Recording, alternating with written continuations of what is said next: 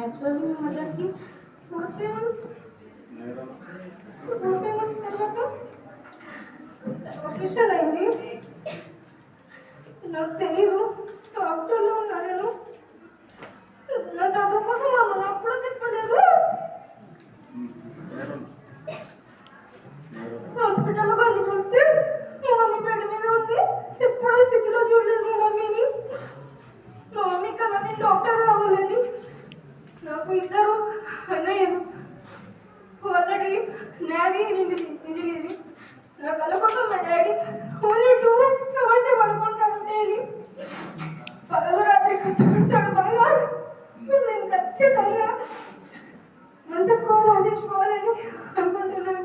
Thank you.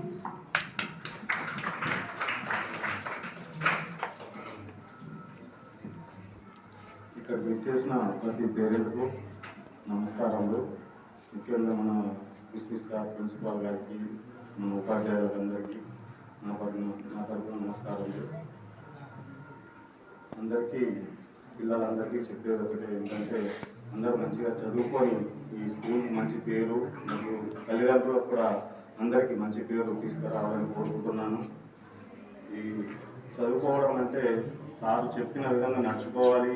ఇక్కడ ఏదో మా తల్లిదండ్రులు తోలేసిళ్ళు, మేమేదో చదువుకుంటున్నాము అని అలా కాకుండా సార్ ఎలా చెప్తే అలా మన సమయాన్ని విలువగా మార్చుకొని ఆ సమయానికి తగ్గట్టు మనం చదువుకొని మంచి మార్కులు సంపాదించుకోవాలి.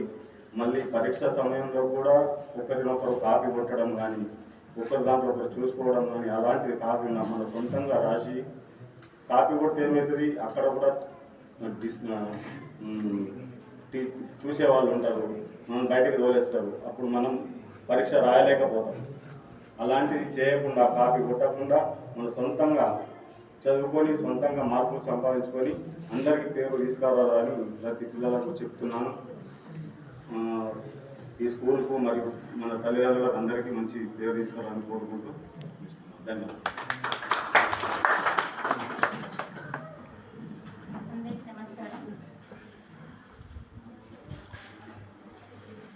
మీరు అందరు బాగా చదువుకుంటారని ఆశిస్తున్నాను. మా కూతురు కూడా 4 రోజులు స్కూల్కి రాకుండా ఉండే, కానీ ఆమె మీద నమ్మకం ఉంది నాకు. ఆమె తప్పకుండా ర్యాంక్ సాధిస్తుందని.